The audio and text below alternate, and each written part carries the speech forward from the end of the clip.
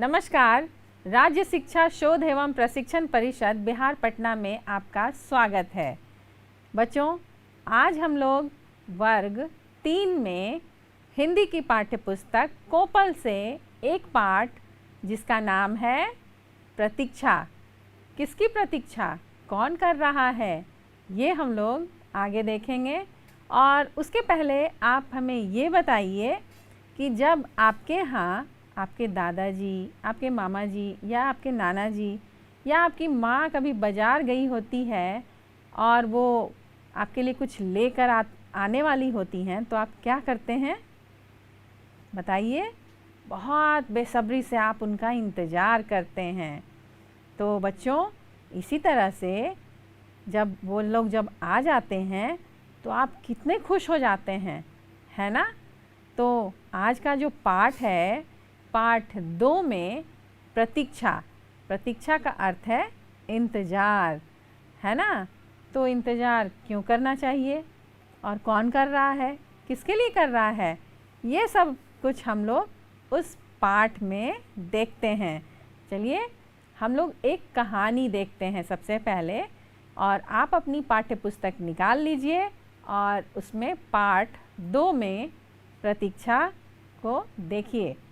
हमारे सामने जो चित्र है, इसमें किनकी चित्र है, जैसा कि हम लोग देख रहे हैं यहाँ बुद्ध भगवान की चित्र दी गई है और उनके आगे उनके 5 शिष्य दिखाई दे रहे हैं, जिसमें 4 बैठे हुए हैं और 1 खड़े हैं। तो चलिए इस कहानी को हम लोग देखते हैं कि क्या क्या इसमें हो रहा है। एक बार भगवान बुद्ध अपने शिष्यों के साथ राजगीर जा रहे थे। रास्ता काफ़ी लंबा और पथरीला था, क्योंकि राजगीर जो क्षेत्र है वो पहाड़ियों से घिरा हुआ क्षेत्र है। ज़्यादातर वहाँ पहाड़ियाँ हैं। रास्ते में भगवान बुद्ध को प्यास लगी।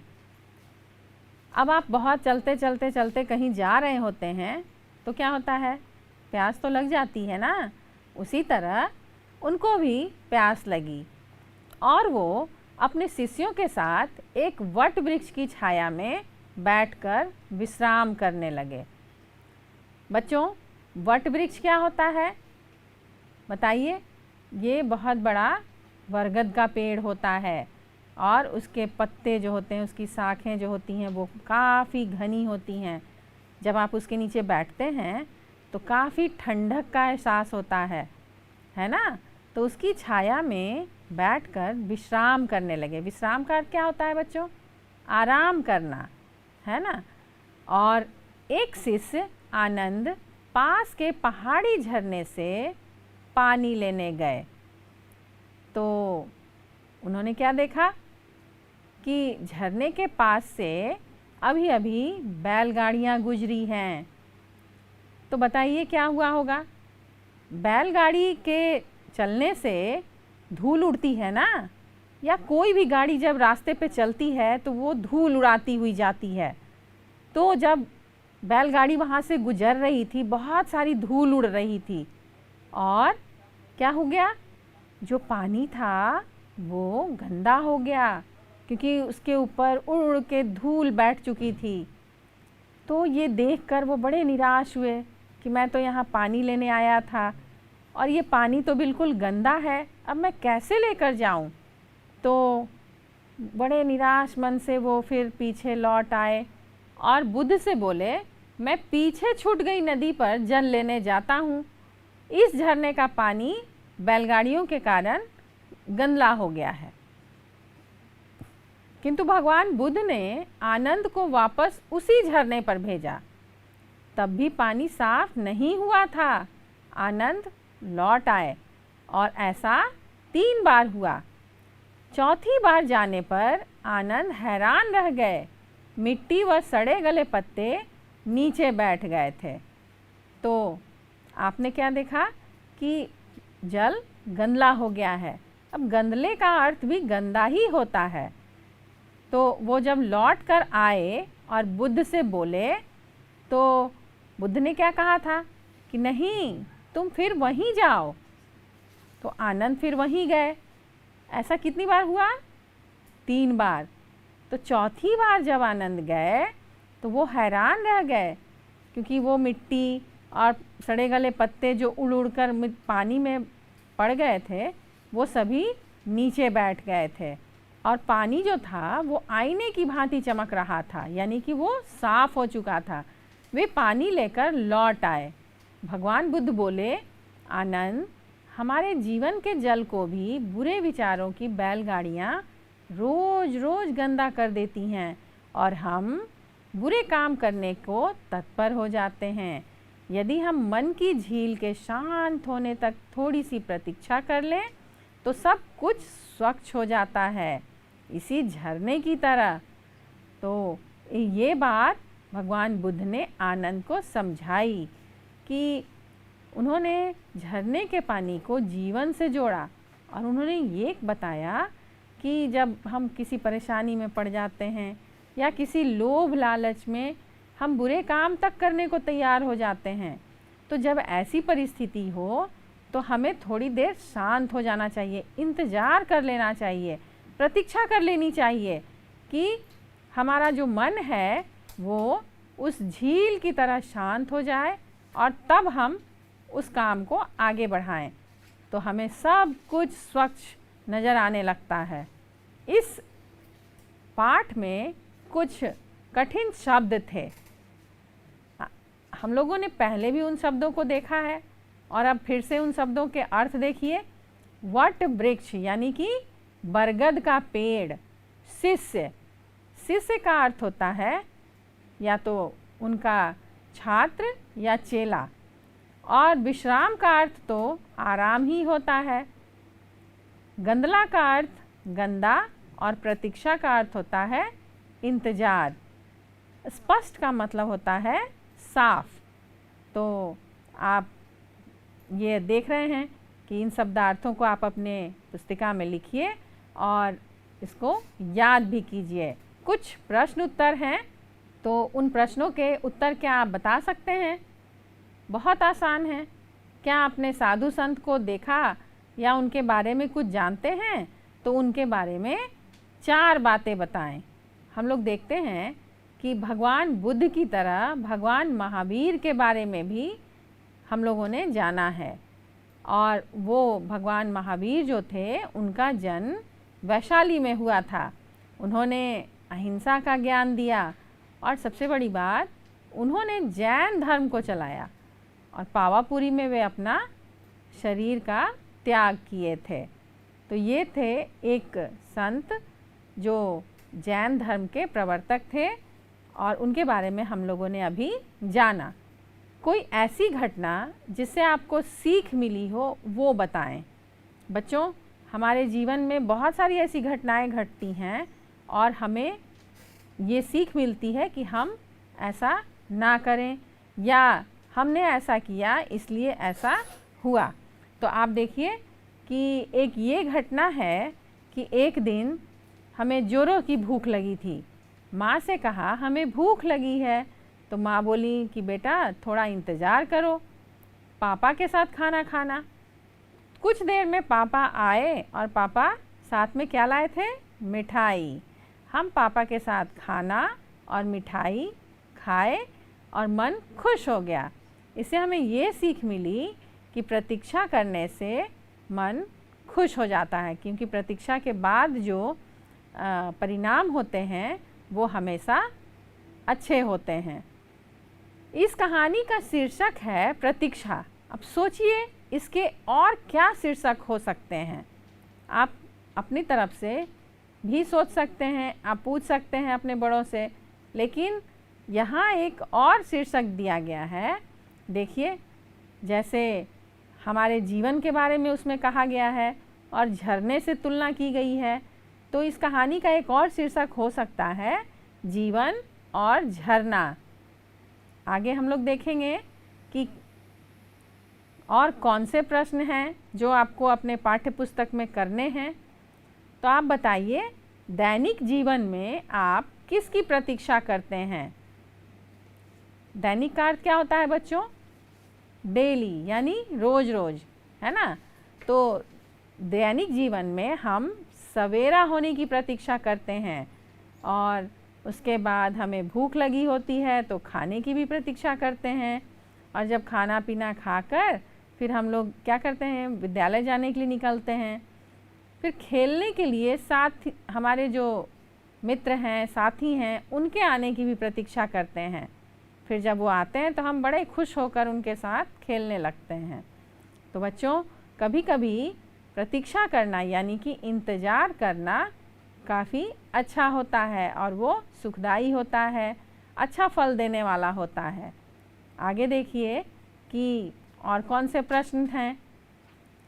अब बताइए, आनंद कहाँ गए थे और क्यों गए थे?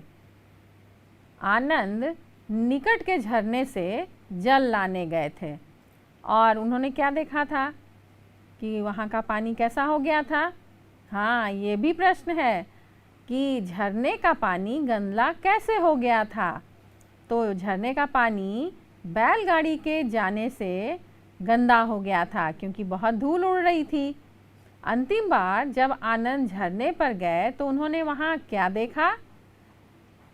अंतिम बार जब आनंद झरने के पास गए तो देखा पानी का कीचड़ ज़मीन पर बैठ गया है और जल स्वच्छ हो गया है, यानी जो धूल मिट्टी पत्ते उसमें गिरे हुए थे वो सब उसके तल में बैठ गए हैं और झरने का पानी साफ और स्वच्छ हो गया है। अच्छा बताइए, आनंद कुल कितनी बार उस झरने पर गए? हाँ, 3 बार गए और वापस आ गए, और जब चौथी बार गए तो वो पानी साफ हो गया था। इसका मतलब है कि वो 4 बार झरने के पास गए। आगे और देखिए कि और कौन से प्रश्न हैं। तो हमें यहाँ क्या करना है कि नीचे लिखे वाक्यों को पढ़ना है और प्रत्येक वाक्य के लिए खाली जगहों में लिखना है कि यह वाक्य किसने कहा, किससे कहा और क्यों कहा। तो बताइए, ये किसने कहा, किससे और क्यों कहा? मैं पीछे छूट गया नदी पर जल लेने जाता हूँ, ये किसने कहा था? ये बताइए, आनंद ने। और किससे कहा था? भगवान बुद्ध से कहा था। और क्यों कहा था? क्योंकि जिस झरने पर वो गए थे झरने का पानी गंदा हो गया था, यानी कि गंदा हो गया था। और प्रश्न ख में देखिए कि यदि हम मन की झील के शांत होने तक थोड़ी सी प्रतीक्षा कर लें तो सब कुछ स्वच्छ हो जाता है, ये किसने कहा? भगवान बुद्ध ने। और किससे कहा? आनंद से कहा। और क्यों कहा? क्योंकि प्रतीक्षा का महत्व बताने के लिए उन्होंने ऐसा कहा, क्योंकि प्रतीक्षा करना हमेशा अच्छा होता है, उसका परिणाम हमेशा अच्छा निकलता है। इसलिए प्रतीक्षा का महत्व बताने के लिए भगवान बुद्ध ने आनंद से ये वाक्य कहे थे। अब आप देखिए कि जो शब्द दिए गए हैं उनके उल्टे अर्थ वाले शब्द बताने हैं आपको। जैसे पास, पास का उल्टा क्या होगा? दूर। और लंबा का उल्टा क्या होगा? छोटा। गंदा का उल्टा क्या होगा? साफ।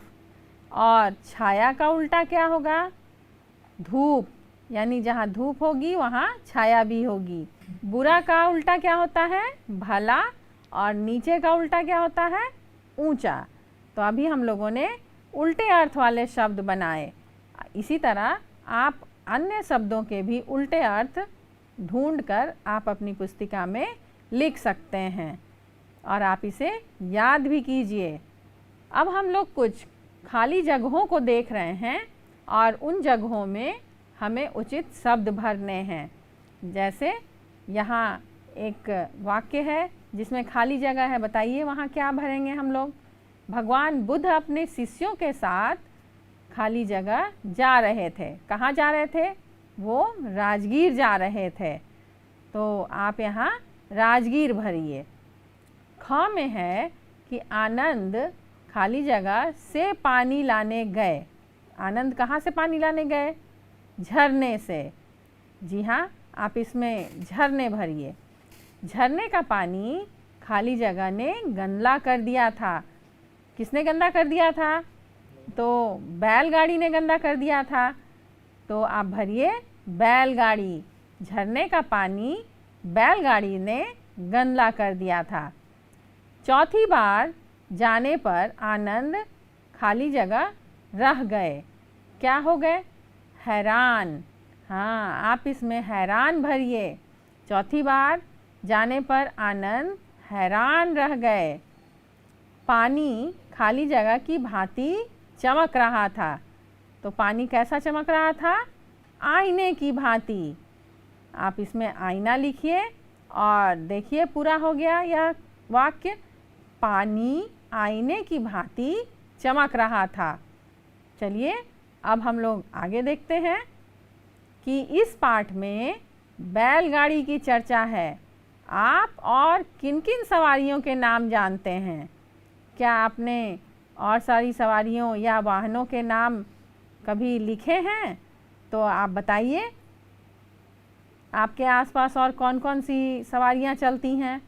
जैसे साइकिल, मोटरसाइकिल, कार, रेलगाड़ी, वायुयान, घोड़ा गाड़ी, ठेला गाड़ी, ट्रक, ट्रैक्टर, जल जहाज और बस।